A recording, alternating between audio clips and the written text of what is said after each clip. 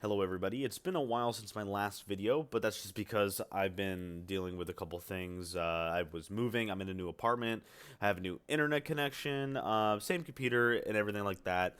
But let's just go ahead and get right into it.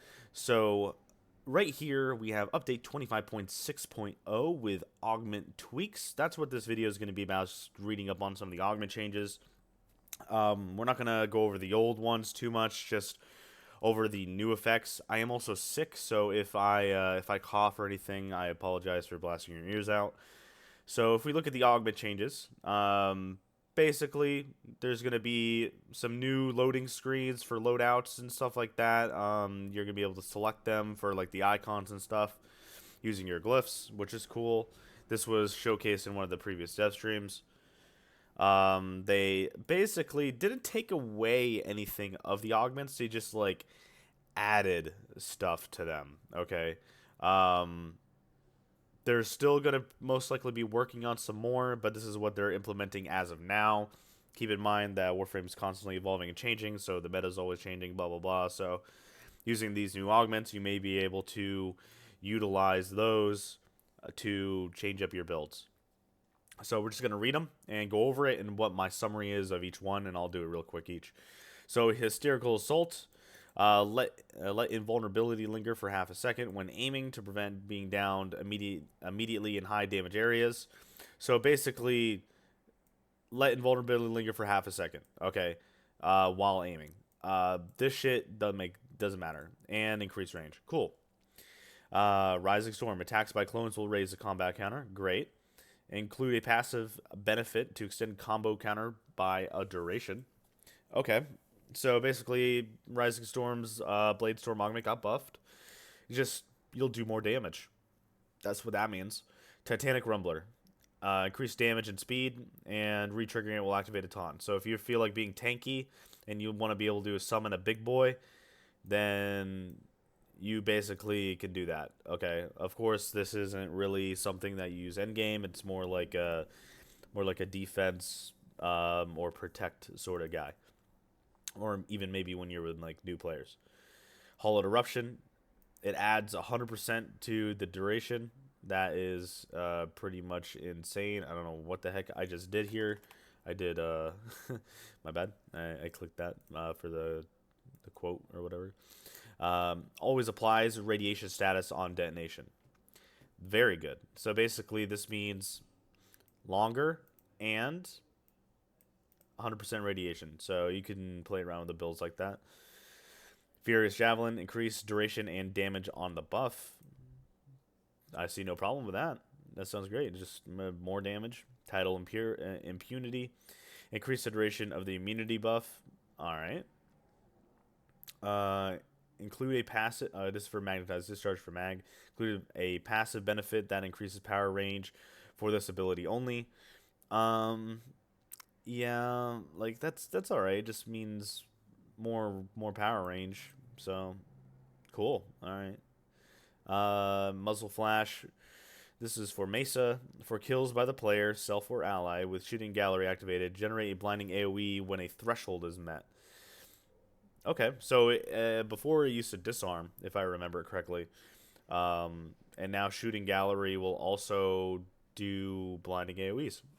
Very cool. Explosive Ledgerman is for Mirage. Increased damage and status chance from trigger. Yeah, basically, Explosive Ledgerman was garbage, and it still pretty much is garbage. Um, unless this increased damage applies to like all your weapons, which I'm pretty sure that's what it means. Then depending on what the percentage is, it might be worth it, as it would be a very nice buff for just a Mirage. Piercing Roar. This is one of the better changes. Allows Roar to be recast when equipped, basically meaning you can constantly just keep casting Roar. But I don't know if that means that the previous buff is destroyed or not. I'll have to play around with it. Increase the debuffs based on your mods and a stagger. That's pretty good. That's 3 new effects to Piercing Roar, basically. Contagion Cloud. This is what I thought was nice. Allow buff to be activate when it is killed by damage over time effects. I don't know if that means the Saren's abilities. I'll have to play around with that. But if that means like gas procs after you hit them, obviously, then yeah. Because before it was just like on your hit and it killed. Then you just have it. General increase on range and damage. That is very good. So I'll have to take a look at it because I think before it was like 5 meters or 3 meters. It was very low. So if the damage got increased, I think it already got buffed before with the last Saren rework. But if it gets buffed even more, that's even great. Because for lower end content, you can just kind of like roam around, kill a few guys, and then just everything that walks through is dead. Transitioner shield for Volt. No additional energy drain when the shield is picked up by another player. Increases damage conversion percentage. That's nice. Basically, riot shields. You know, a little bit quality of life there. Zephyr. Does anybody actually care about Zephyr? Probably not. I'm not even going to go over that one. It looks like they tried to write these mods down here. Fireball Frenzy, Freeze, Force, Mind Fusion, Venom Dose. Maybe they're working on it. But yeah, these are just like damage updates. But I don't think they added anything yet. Shock Trooper. Holding the casting button will send out a wave much similar to expanding Warframe abilities, giving the elemental buff to every player touches, including the caster. Oh, you know what? That's probably what this means. You are probably able to... all of these are basically the same. I'm pretty sure. That's what that means. Very good, because it was such a pain in the ass to like cast on certain frames. So if you could do Venom Dose, I'm going to play around with that. Venom Dose is great. If you have like a party of like any of these Warframes, Ember, Frost, Oberon, Saren, Volt, I think even Mag. I think they probably forgot Mag, to be honest. But like if you use those mods with like Power Strength builds, you're doing stupid damage. It's like with a 299 Power Strength build, you're giving 299% damage of that type of damage, okay, of the elemental buff, which is insane. That's so much damage. Like even with one person doing it, then you're getting 299% more damage. Like level 2 to 300s get one shot, bro. All right, they get one shot. But the thing is, before my issue was that it didn't include the caster, but now it does. So that's wonderful. Out of all the augment changes, this is my favorite. Okay, but you want to have communication when doing so. Sonic Fracture. Oh, my bad. Let's go back to this.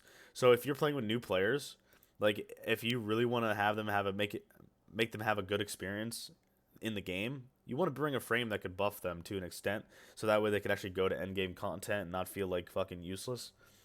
So any of these are fine. I would recommend Ember. I'm gonna play around with this ability and probably do a video on it. If you saw my other Ember video, like I love buff Ember. It's great. Sonic Fracture. Armor reduction is applied even if Ragdoll fails. Okay. I didn't even know there was an armor reduction.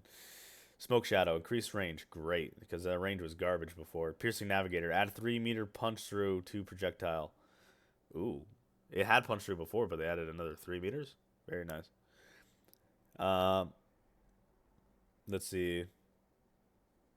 And this is just some quality of life stuff. Other than that, I'm going to include this in the link of the description of the video. I have got improved internet speed, so the uploading process should be a lot quicker, and I'll be able to create videos more often. I'm kind of getting warmed up into my apartment, so as things are coming out, being released, I'll make videos. I am living with my brother who does some photography stuff, so eventually he's going to teach me how to edit properly and not just scuffed videos. So look forward to that. So I'm Nick Starship. Make sure to follow me on twitch.tv/Nick Starship. Join the Discord server below. And I'll see you in the next video. Later. Like, comment, subscribe.